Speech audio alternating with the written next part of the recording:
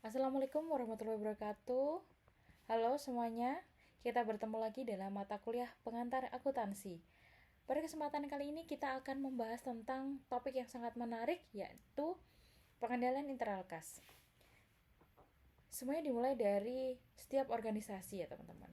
Setiap organisasi ini memiliki kepentingan untuk melindungi asetnya dan memastikan bahwa setiap aktivitas keuangannya dapat berjalan dengan jujur, efisien, serta sesuai dengan aturan yang berlaku. Nah, salah satu cara yang digunakan paling efektif untuk mencapai tujuan tersebut dilakukan dengan membangun sistem pengendalian internal yang kuat, terutama dalam bagian pengelolaan kas, karena kas ini merupakan aset yang paling liquid sekaligus paling mudah untuk dicairkan. Nah, otomatis kondisi ini sangat rentan terjadi penyalahgunaan wewenang di sebuah perusahaan, seperti itu.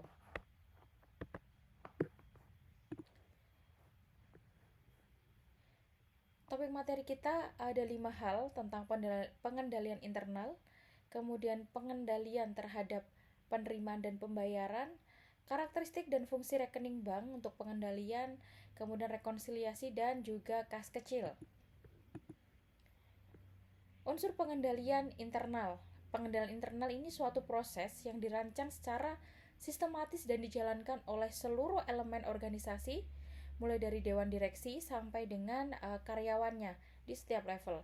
Tujuan utamanya tidak lain adalah untuk memberikan keyakinan yang wajar bahwa tujuan organisasi dapat dicapai dan dapat berjalan dengan baik. 3 hal yang paling penting yakni adalah efektivitas operasional, keandalan dan ketepatan dalam pembuatan laporan, serta kepatuhan terhadap hukum dan peraturan yang berlaku. Kemudian untuk sistem pengendalian internal sendiri terdiri atas 5 komponen yang sangat penting, dan mereka tentunya menjadi satu kesatuan yang terintegrasi. Sistem pengendalian internal ini berkaitan dengan lingkungan pengendalian atau kita kenal dengan istilah control of environment. Di sini merupakan landasan utama dari seluruh sistem. Karena apa? Komponen ini memberikan cerminan integritas nilai dan budaya tanggung jawab yang dibangun oleh manajemen, puncak hingga karyawannya di dalam sebuah perusahaannya. Sehingga mereka meyakini satu nilai yang sama untuk mencapai sebuah tujuan. Hal ini tentunya dapat menghindarkan dari penyelewengan dan sebagainya, karena mereka sadar nilai hal tersebut bisa mencederai nilai yang mereka yakini. Kemudian yang kedua adalah penilaian risiko. Di sini merupakan proses yang dinamis. Perusahaan itu melakukan identifikasi, analisis, dan mengelola risiko internal maupun eksternal yang berpotensi mempengaruhi pencapaian tujuan organisasi pada masa yang akan datang. Aktivitas pengendalian ini berisi tentang kebijakan dan prosedural yang nyata seperti pemisahan tugas, pemberian otorisasi, serta perlindungan fisik terhadap aset di perusahaan. Informasi dan komunikasi juga tidak kalah penting, karena di sini fungsinya digunakan untuk memastikan bahwa seluruh informasi yang relevan dan dapat dipercaya itu dapat mengalir dengan efektif ke semua pihak yang membutuhkan, baik di dalam organisasi maupun di luar organisasi. Yang terakhir adalah pemantauan monitoring. Pemantauan monitoring ini meliputi kegiatan evaluasi yang berkelanjutan dan peninjauan berkala untuk memastikan bahwa sistem pengendalian tetap efektif dan sesuai dengan kondisi perusahaan saat ini dan masa depan. Bentuk pengendalian internal. Ada 6 hal bentuk pengendalian internal. Di sini adalah sebuah sistem yang digunakan untuk mengendalikan dari sisi internal yang baik, gitu. Nah, di sini perusahaan akan memberikan beberapa hal untuk mengendalikan perusahaan secara internal. Yang pertama adalah penetapan tanggung jawab, bahwa di sini setiap perusahaan akan memberikan kepercayaan berupa tanggung jawab kepada karyawannya tanggung jawab yang jelas dan spesifik. Bila suatu tugas dipegang oleh satu orang secara tegas, maka kesalahan akan lebih mudah dilacak dan akuntabilitasnya itu akan terjaga gitu. Kemudian pemisahan tugas. Pemisahan tugas ini merupakan fungsi otorisasi di mana pencatatan, penyimpanan aset ini harus dilakukan oleh orang yang berbeda. Pemisahan ini bertujuan untuk mengurangi risiko terjadinya kecurangan dan kesalahan yang tidak dapat terdeteksi. Dokumentasi ini juga memiliki peran yang penting karena sebagai bukti yang sah dan nanti akan didukung dengan pengendalian fisik. Pengendalian fisik ini digunakan untuk melindungi aset-aset berwujud maupun aset-aset tak berwujud. Verifikasi internal ini digunakan untuk pemeriksaan secara berkala, di mana pihak yang terlibat ini adalah pihak yang berbeda dengan pihak yang melakukan pencatatan maupun penerimaan. Tugas mereka adalah memastikan bahwa catatan akuntansi telah sesuai dengan aset yang sebenarnya.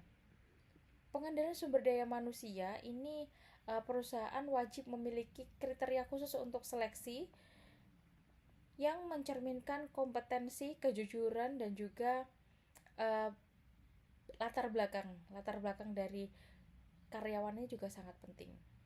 Langkah-langkah ini digunakan untuk menjaga integritas profesionalisme di lingkungan kerja. Nah, kemudian penetapan tanggung jawab. Pengendalian kas merupakan bagian yang penting pada sistem pengendalian internal. Kas adalah aset yang paling mudah disalahgunakan.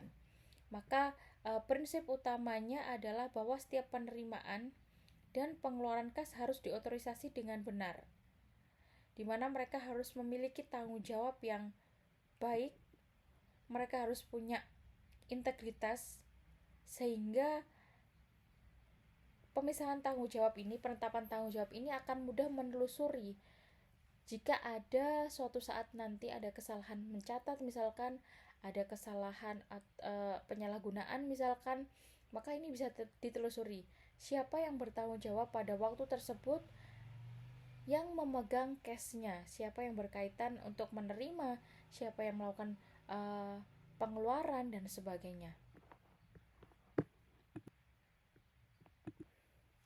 Pemisahan tugas atau segregation of duties ini adalah prinsip utama dalam sistem pengendalian internal yang memastikan tidak ada satu individu pun yang memiliki kendali penuh atas seluruh proses transaksi keuangan dari awal hingga akhir. Tujuannya adalah untuk mencegah kecurangan, kesalahan, dan juga penyalahgunaan wewenang. Dengan memecah tanggung jawab antar individu, organisasi mampu menciptakan sistem check and balance, di mana satu tindakan seseorang akan otomatis diperiksa, dikonfirmasi, atau bergantung pada tindakan orang lain. Secara filosofis, konsep ini berangkat dari pemikiran bahwa kejujuran manusia harus dibantu oleh sistem. Bukan karena semua orang berniat curang, tetapi karena sistem yang lemah membuka celah bagi kekeliruan atau penyalahgunaan yang sulit terdeteksi. Prosedur dokumentasi ini tidak kalah pentingnya dalam sistem pengendalian internal. Tujuannya adalah untuk memastikan bahwa setiap transaksi keuangan memiliki bukti yang sah dan dapat dipertanggungjawabkan melalui dokumen resmi seperti faktur, kwitansi, voucher, atau dokumen digital lainnya. Perusahaan ini dapat menelusuri asal, nilai, dan otorisasi setiap transaksinya secara akurat.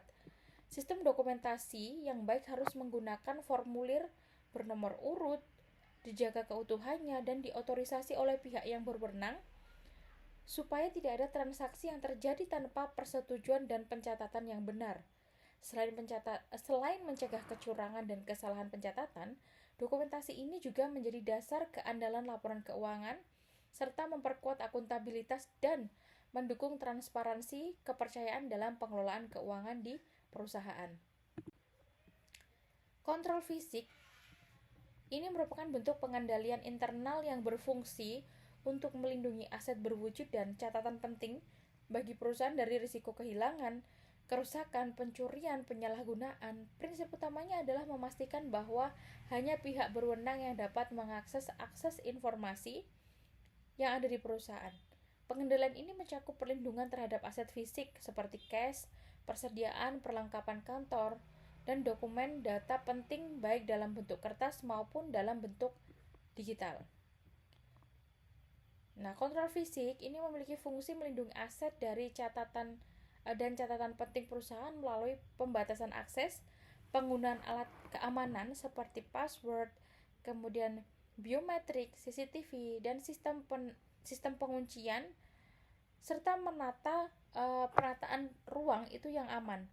Langkah ini untuk mencegah pencurian, kebocoran informasi, penyalahgunaan aset, sehingga mampu menjaga keandalan serta keamanan operasional perusahaan. Verifikasi internal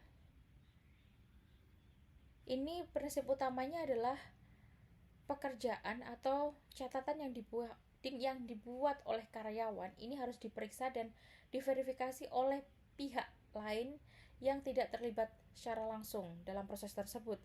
Dengan demikian, evaluasi dapat dilakukan secara objektif dan hasilnya dapat dipercaya.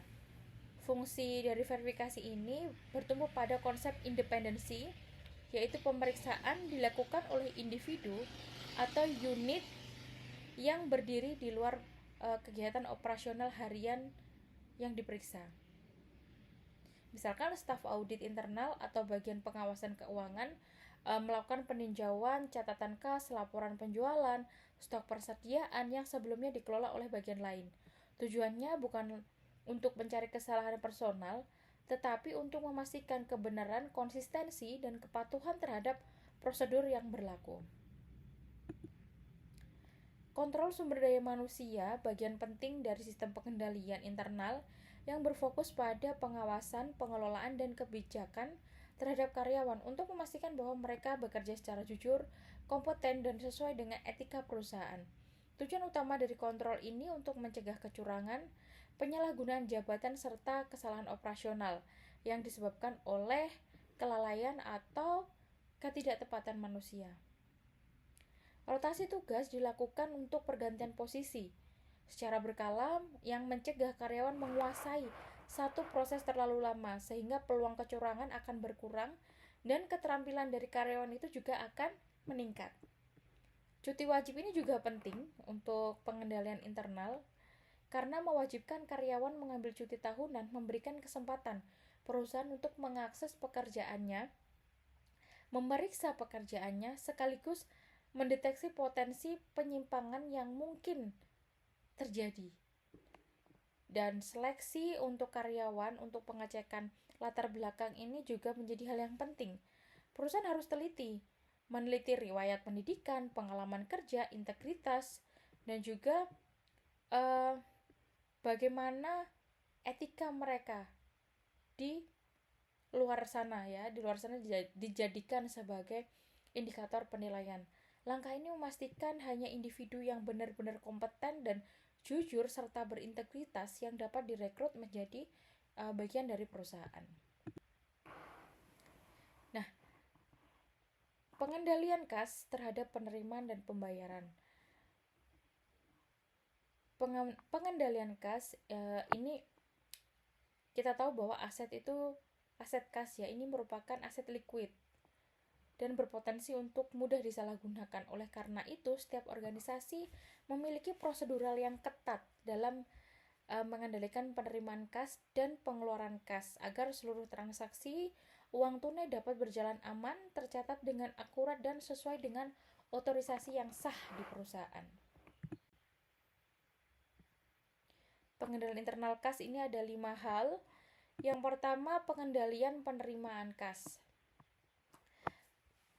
Di sini sistem dan prosedur yang dirancang untuk memastikan seluruh uang yang diterima perusahaan dicatat dengan benar, diamankan dan disetorkan tepat waktu melalui pemisahan tugas, bukti penerimaan resmi, penyetoran harian, dan rekonsiliasi rutin perusahaan.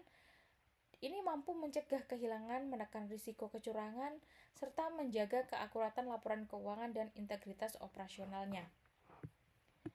Nah, cash over and short ini terjadi apabila terjadi kesalahan pencatatan baik kurang maupun lebih seperti itu.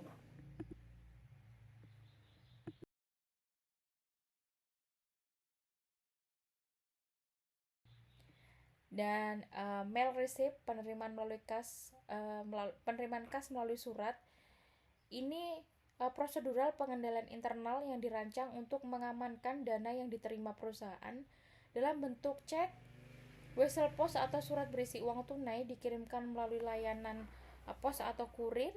Prosedur ini sangat penting karena uang atau dokumen berharga yang dikirim melalui surat ini rentan hilang, disalahgunakan atau tidak tercatat. Agar aman dan terkontrol, maka perusahaan biasanya menerapkan langkah-langkah ya. Langkah-langkah tersebut adalah pembukaan surat itu dilakukan oleh 2 orang pegawai bersama-sama untuk menghindari penyalahgunaan. Setiap cek atau uang tunai yang diterima langsung dicatat dalam daftar penerimaan kas yang berisi tanggal, jumlah, dan juga nama nama pengirimnya. Bukti atau salinan daftar penerimaan ini dikirim ke bagian akuntansi, sementara uang atau cek diserahkan ke bagian kas untuk segera disetorkan ke bank. Semua transaksi harus dilengkapi dengan tanda tangan penerima dan bukti penyetoran bank sebagai dokumentasi resmi. Kemudian cash disbursement control atau pengendalian pengeluaran kas. Pengendalian ini bertujuan untuk memastikan bahwa setiap uang yang keluar dari perusahaan itu benar-benar sah, diotorisasi dengan tepat, dan dicatat secara akurat. Karena saat perusahaan mengeluarkan kas, berarti ini mengurangi aset yang dimiliki. Maka setiap transaksi harus melewati prosedur yang ketat untuk mencegah penyalahgunaan kecurangan atau pembayaran yang tidak semestinya. Pengendalian pengeluaran kas memastikan bahwa setiap rupiah yang keluar dari perusahaan harus terdokumentasi dengan baik. Dengan menerapkan sistem ini, perusahaan mampu mengontrol transaksinya.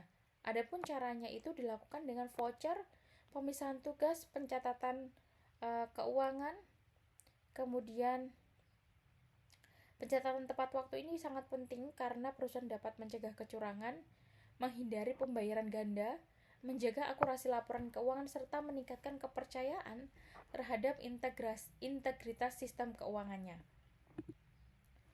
Nah, voucher sistem kontrol ini digunakan untuk mengawasi, mengotorisasi, dan mencatat setiap pengeluaran kas secara sistematis. Sistem ini juga memastikan bahwa setiap pembayaran dilakukan hanya jika transaksi tersebut sah, telah diverifikasi, dan didukung oleh bukti lengkap.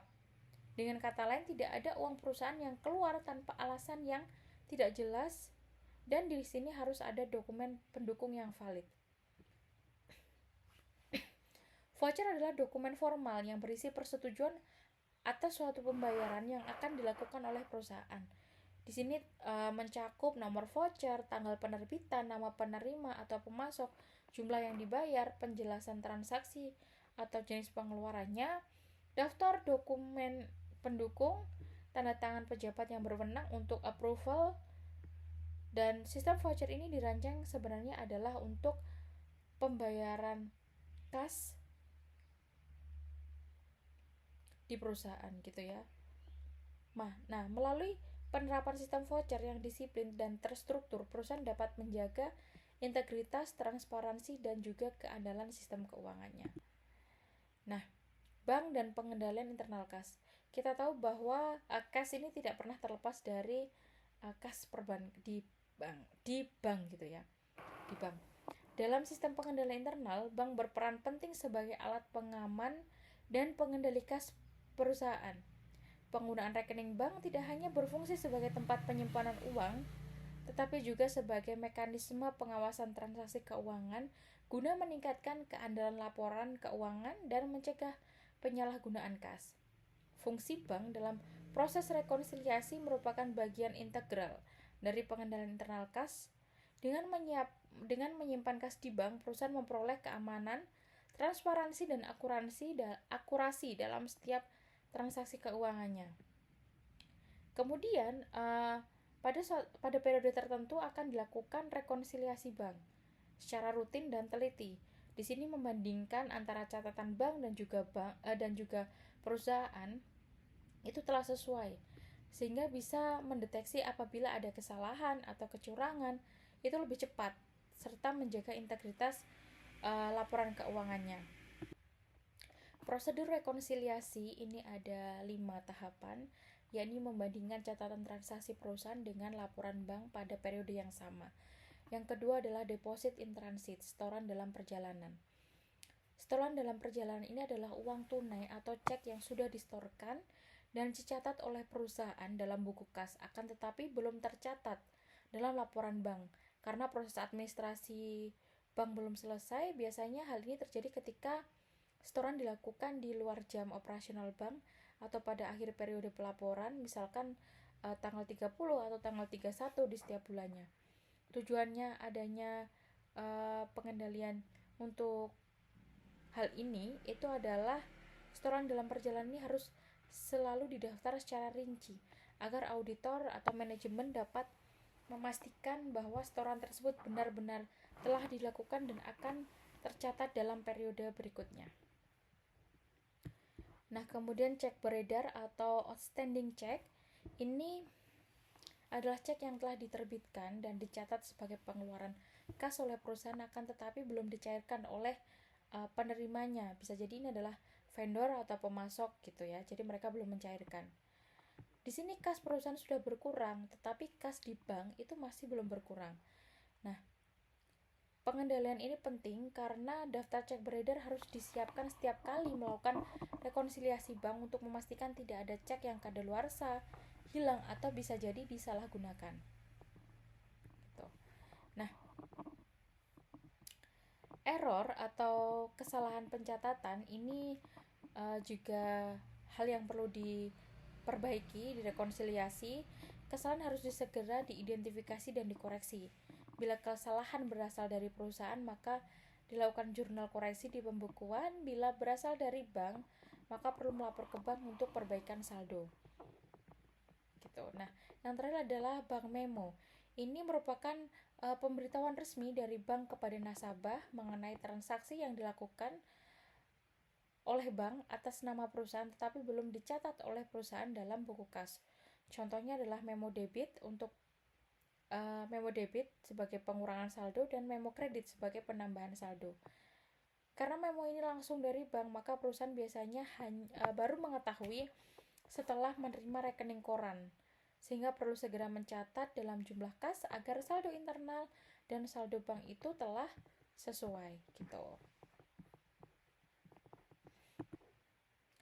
Nah, petty cash fund atau dana kas kecil ini adalah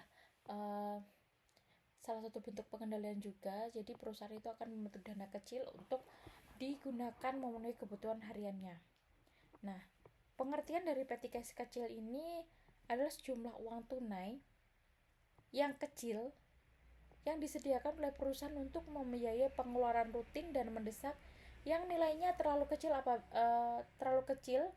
apabila dibayar dengan cek, transfer bank, dan sebagainya. Nah, contohnya adalah pembelian alat tulis, biaya parkir, kemudian ongkos kirim, konsumsi, hingga pembayaran ongkos transportasi yang sifatnya harian atau cepat.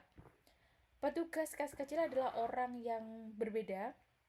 Jadi dia adalah orang yang diberikan tanggung jawab untuk menyimpan dan menjaga uang secara aman, mencatat setiap pengeluaran, menyusun laporan, dan tidak mencampurkan. Di sini dia tidak boleh mencampurkan dana pribadi dengan dana kas kecil perusahaan gitu.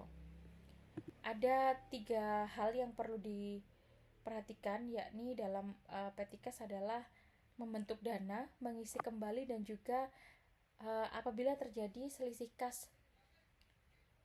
kas kecil. Nah, untuk membentuk kas ini dilakukan dengan menunjuk seorang petugas. Dia bertanggung jawab penuh terhadap pengelolaan kas kecilnya. Kemudian perusahaan perlu menentukan jumlah nominalnya. Nominal kas kecilnya ini berapa? Jadi itu sudah disepakati oleh perusahaan.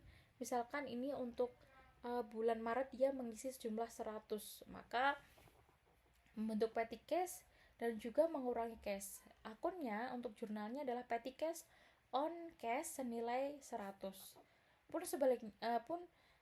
Sejalan dengan hal tersebut, kalau ingin menambah, ini kita tambahkan, misalkan ini 250, mau menaikkan kas kecil menjadi 250, berarti penambahannya 150. Ini adalah petty cash on cash nilai 150.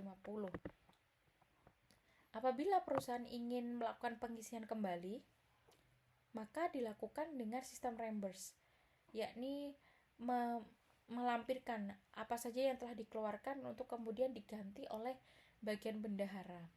Nah, kemudian untuk jurnalnya adalah semua pengeluarannya itu pada cash.